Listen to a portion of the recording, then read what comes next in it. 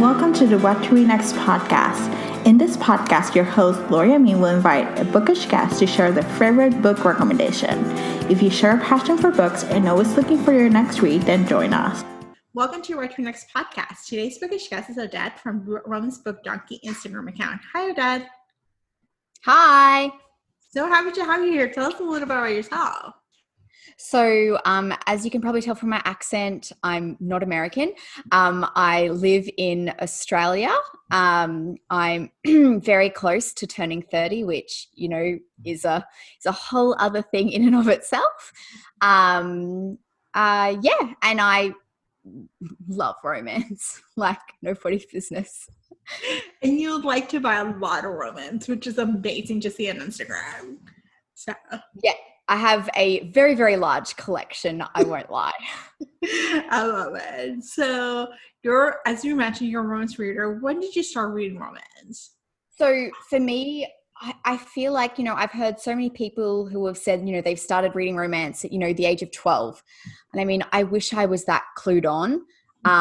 But I didn't even really start reading properly until I was about 16.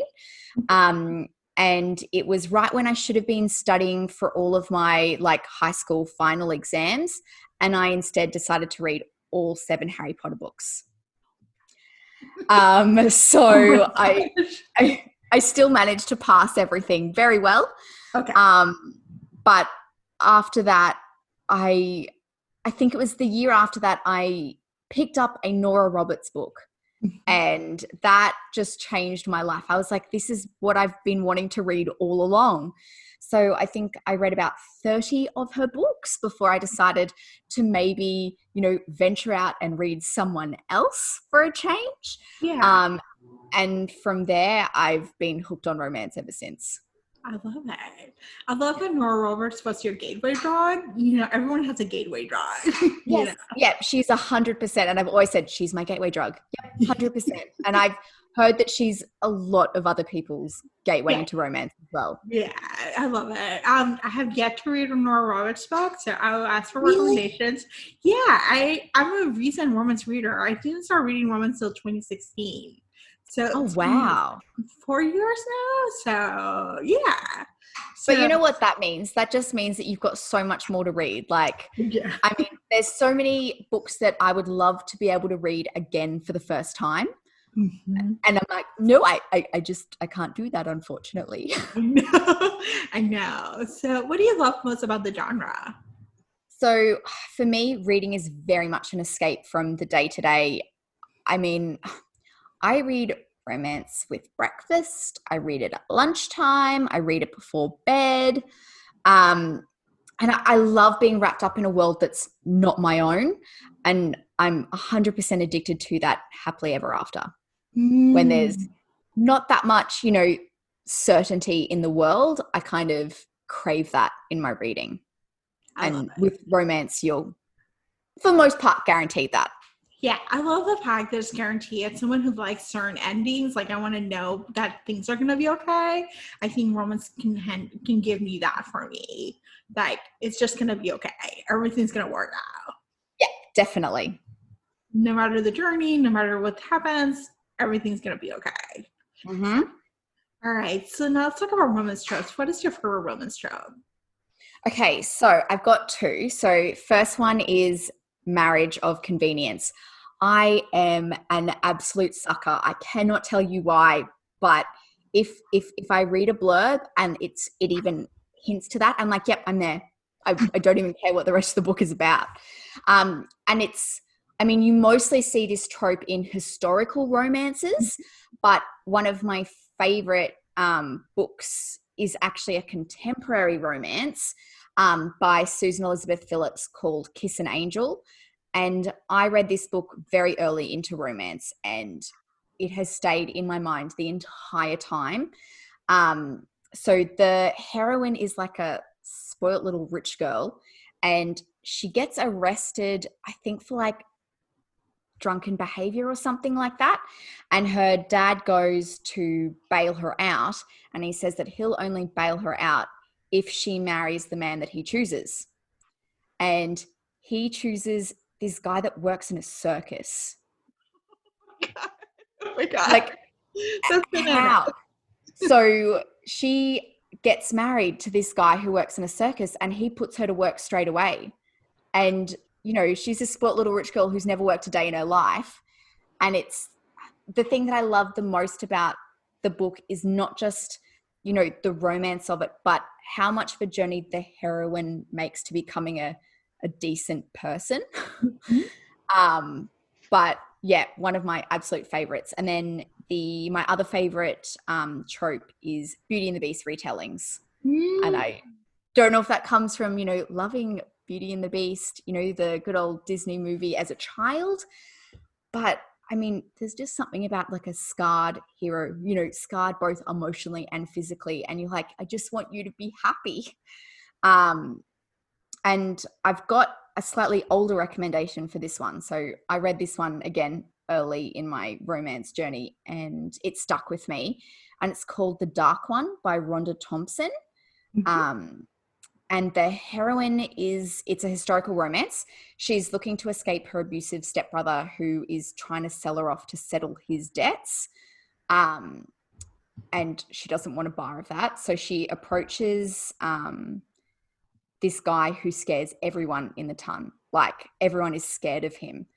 And what no one knows is that his family is cursed and he's actually a werewolf. Oh my gosh. Yes. Yeah, so it's like a historical paranormal romance, and yeah, I absolutely loved it when I read it. Oh my gosh, I love this. Love these recommendations. So now let's talk about, what is your least favorite romance trope? Okay, so this one's super easy for me. Love triangles. I hate them. I do not want a bar of them. And it's not that I haven't tried them. I did actually read a book that I didn't realize was going to be a love triangle. And it was an experience I'll never forget, because I cried for about 2 hours after I finished the book, because I was so upset that I'd wasted time reading the book. There was no happy ending, and I was not impressed. Yeah, I feel like love triangles are love stories. They're not romance. Yeah, I agree. There's always someone who's gonna end up alone and just like having, like, you know, being in outside of the relationship. Yeah. And Yeah, then I it just leaves it. Yeah, so I feel, yeah. Do you have any historical romance recommendations? Oh, I've got like 500. But I think mainly, so my favorite authors, so these are authors I will read any of their books and I would recommend any single one. You literally can't go wrong. So, I mean, the queen of historical romance is Lisa Kleypas. Like, I mean, that's undisputed, I feel. Julia Quinn, Eloisa James, and Tessa Dare. I really like Tessa Dare because she is one of those authors that can somehow inject humor into her books, and it's humor in a historical romance setting is not something that you get a lot of, and she's so witty. Love it.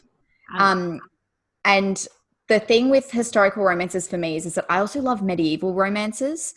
And I specifically, so my favorite medieval romance is The Bride by Julie Garwood.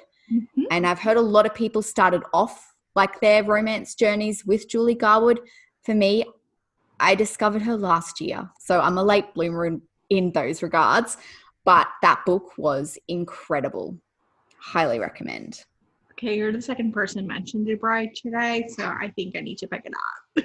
Yeah, honestly, like, track it down. And I mean, a lot of older historical romances aren't available. Like, you can't buy the books unless you buy them secondhand, and they're not available like on your e-readers. But Julie Garwood is one of those authors that you can hunt down. So it's a blessing. That's awesome. And now let's talk about paranormal romance. Do you have any recommendations?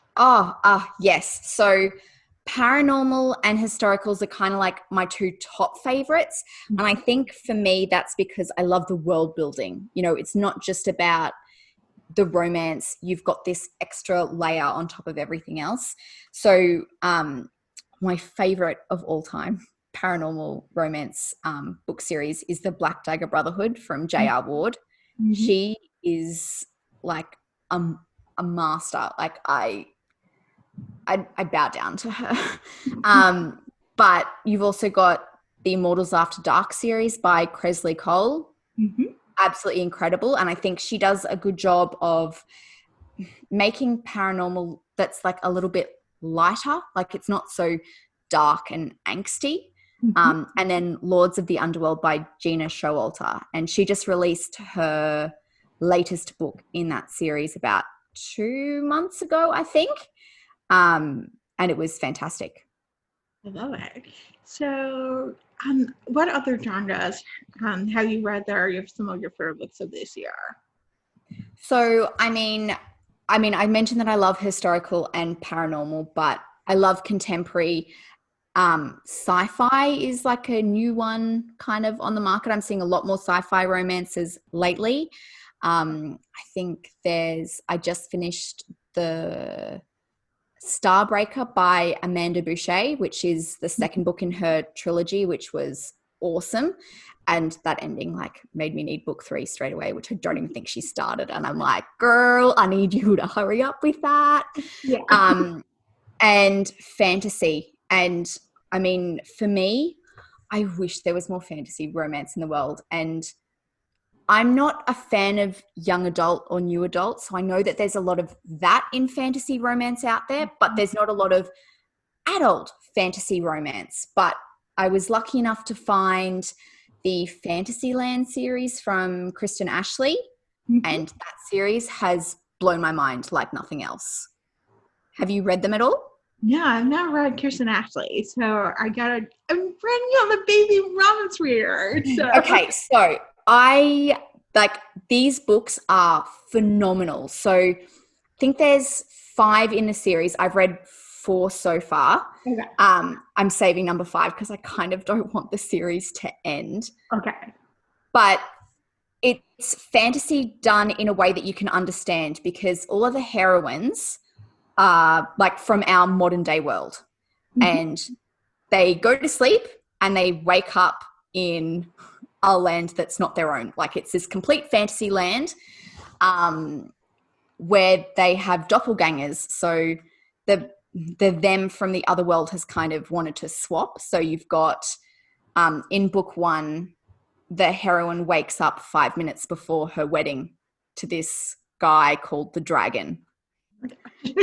Yeah. But because you've got like the heroines from the modern day world, it's easier to kind of like explain it to the reader as well, like what's happening, like you get it more. Mm-hmm. I'll just start like blabbering about how good it is, but cannot recommend that series enough. It is phenomenal. Okay, I'm adding it to my TBR. So. Yeah. What have been some of your most anticipated new releases for 2020? Okay, so, well, I mean, my first one was Monroe by Kresley Cole, which is the latest one in the Immortals After Dark. But she announced it in a newsletter last year that it was going to release this year, but there's still been no date. So, I mean, I cross my fingers that, it'll be released this year, but I'm realistic that maybe it won't. But I do have a tangible new release. So A Dark and Stormy Night by Kerrigan Byrne comes out in June, which is the long-awaited next book in the Victorian Rebels series. Mm-hmm. Have you read these guys? No, I've not read the series. I've read other series from her. I read so The Highwayman, I think, is... Yeah, that's this one. Yeah. Oh, that's this one. Okay. Yeah. So it's that series, and it's so if you've read The Highwayman, the hero in this is Captain Morley, I think his name is. Mm-hmm. I think so.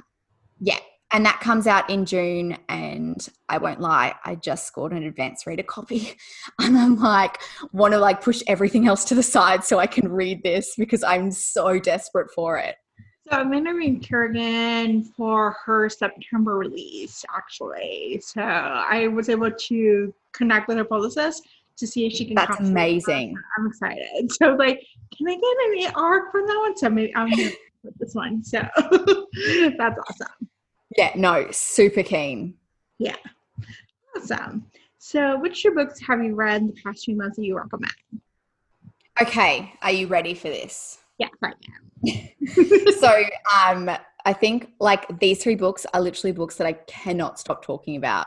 So the first one is The Earl I Ruined by Scarlett Peckham, which is a historical romance, which you can probably tell from the title. And the heroine ruins the hero by exposing his supposed sexual proclivities in a newspaper. Oh my god. And yes, it was very accidental, but the hero, it's been this like unrequited love. The hero is so in love with her. And then when he finds out that she's just destroyed his entire life, he's very unimpressed, to say the slightest. And she proposes marriage to him to like try and revamp his image, shall we say. But that book needs an award for the best first kiss. Like, I read that and I was like, oh my God, I'm reading gold right here.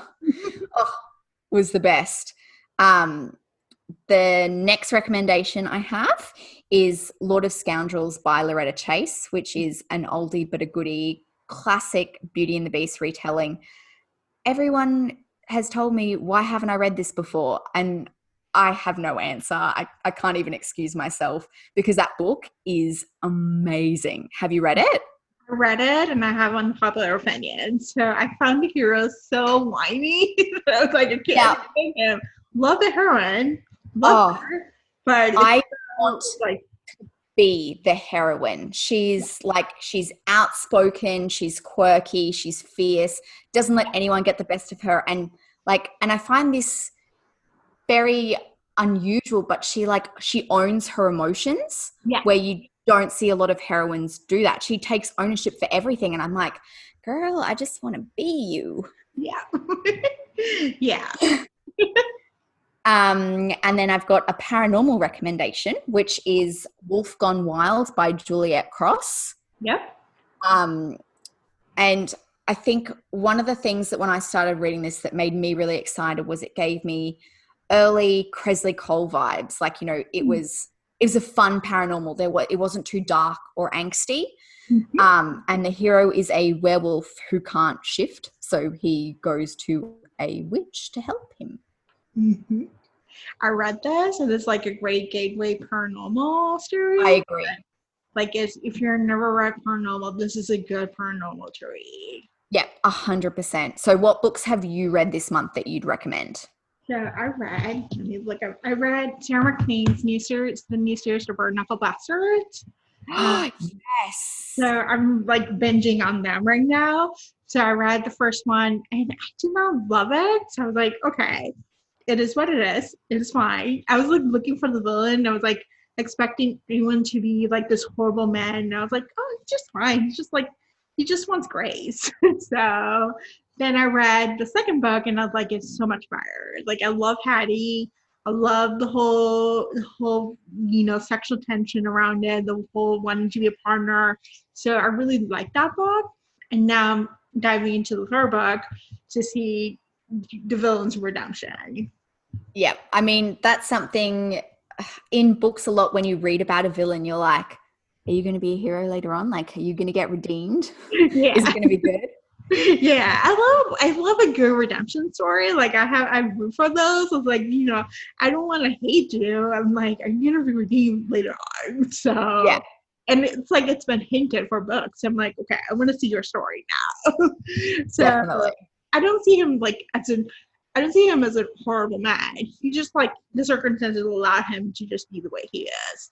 But yeah, he's not a horrible man that I cannot see him redemption. So that's one book those are two books that I read. Yeah. So what books are TBR?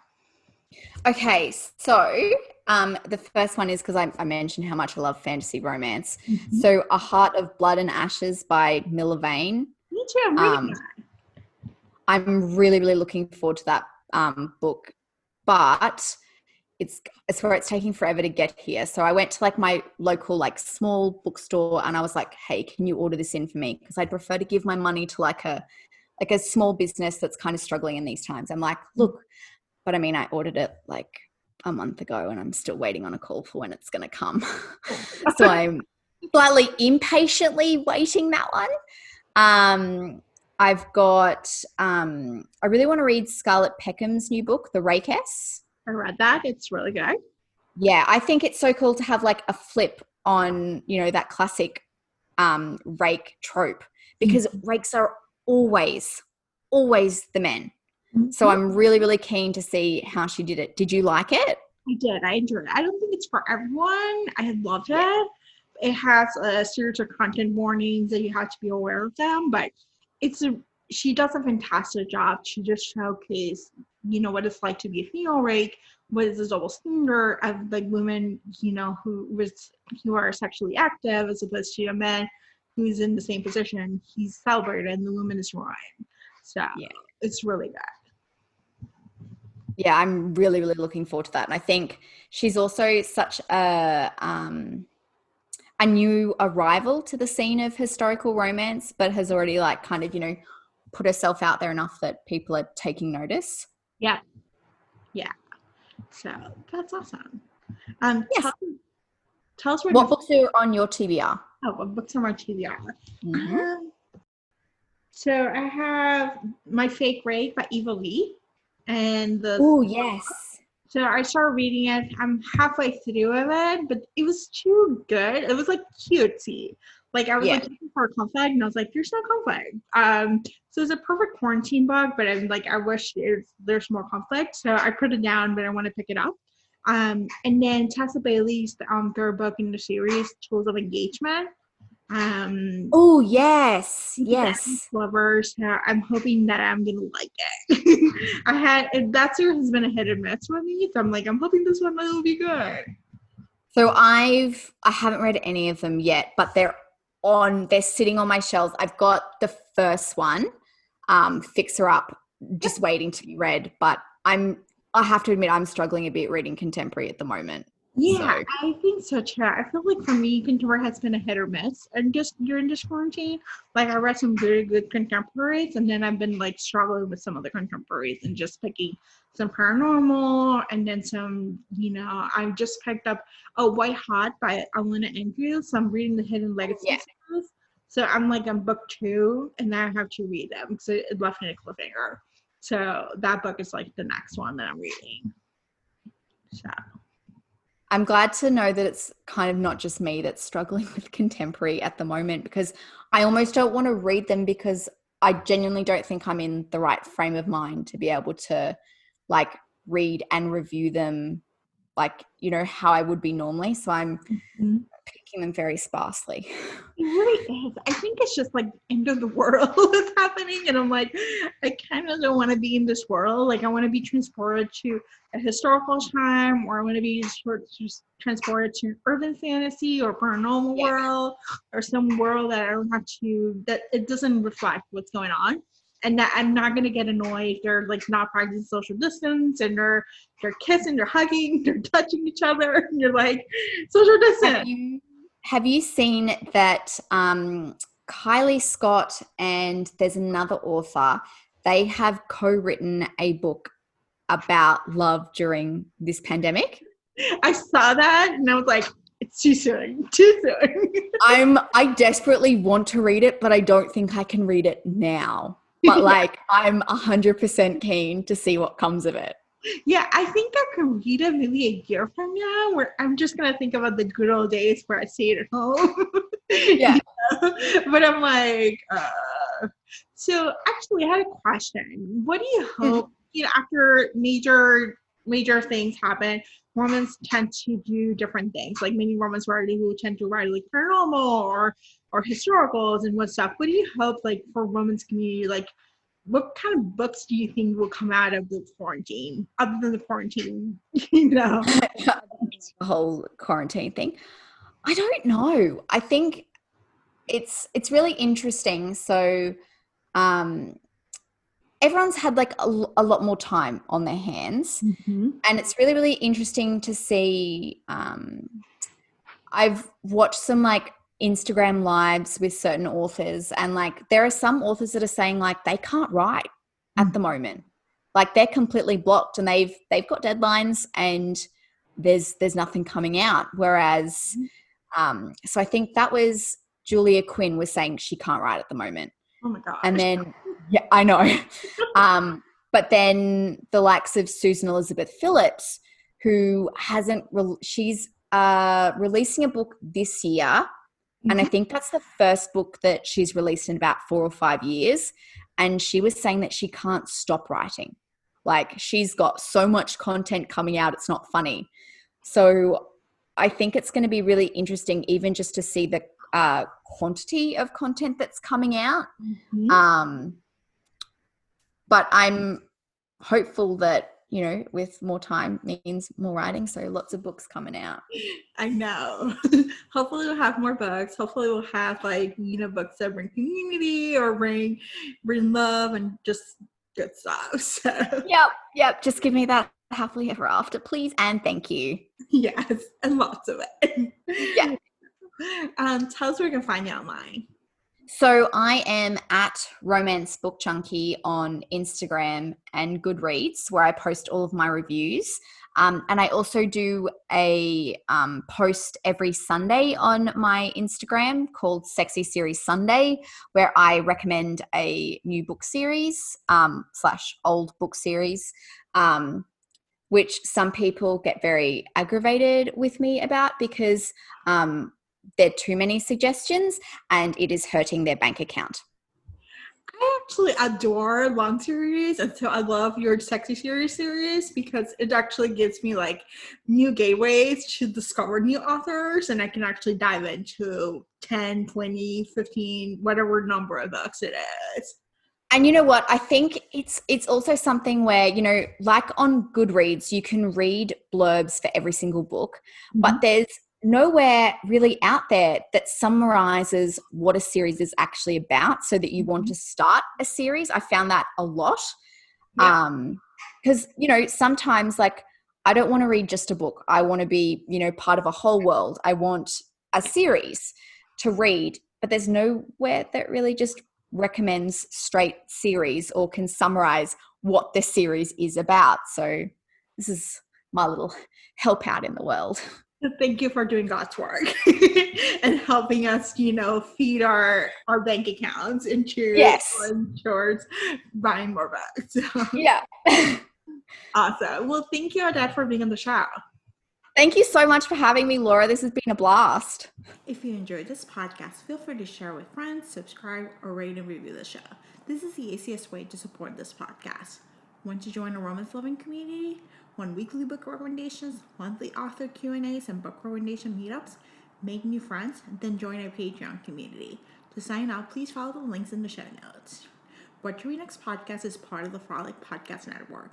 Find more podcasts to love on frolic.media/podcast. Thank you so much for listening and have a great day.